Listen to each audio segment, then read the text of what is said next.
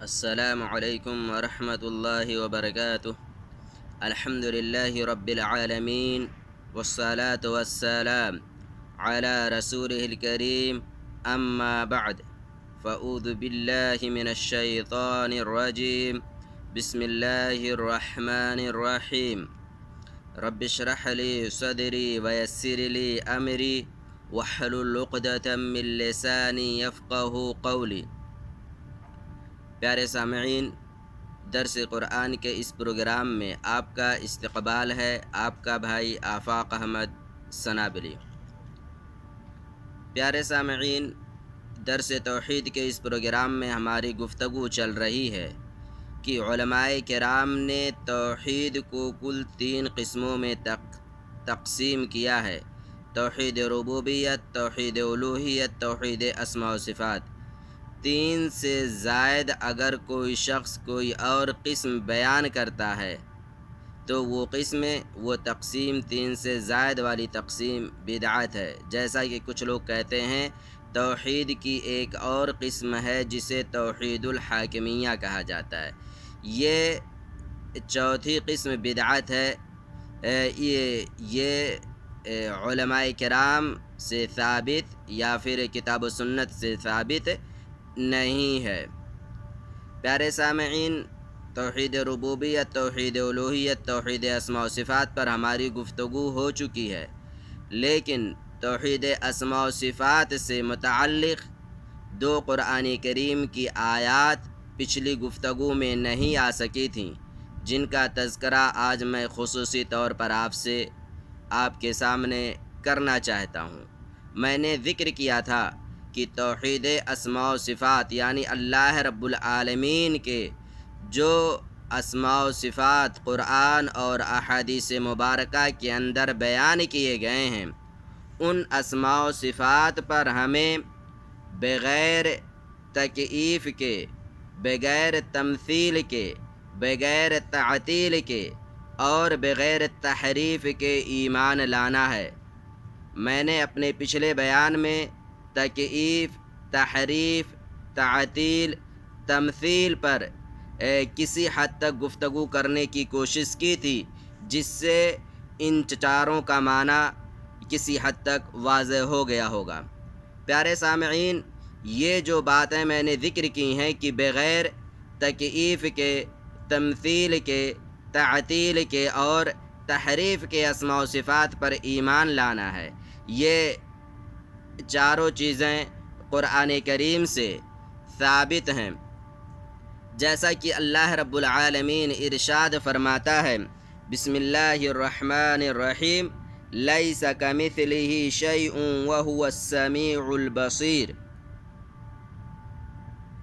کہ اس کے مثل کوئی چیز نہیں ہے اور وہ سننے والا اور دیکھنے والا ہے۔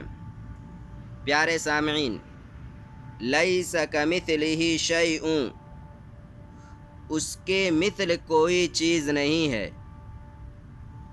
اس آیت کریمہ کے اس ٹکڑے سے یہ بات ثابت ہوتی ہے کہ ہمیں اللہ رب العالمین کے اسماء و صفات پر بغیر تمثیل کے ایمان لانا ہے۔ وَهُوَ السَّمِيعُ الْبَصِيرُ، اور اسی طریقے سے وہ سننے والا اور دیکھنے والا ہے۔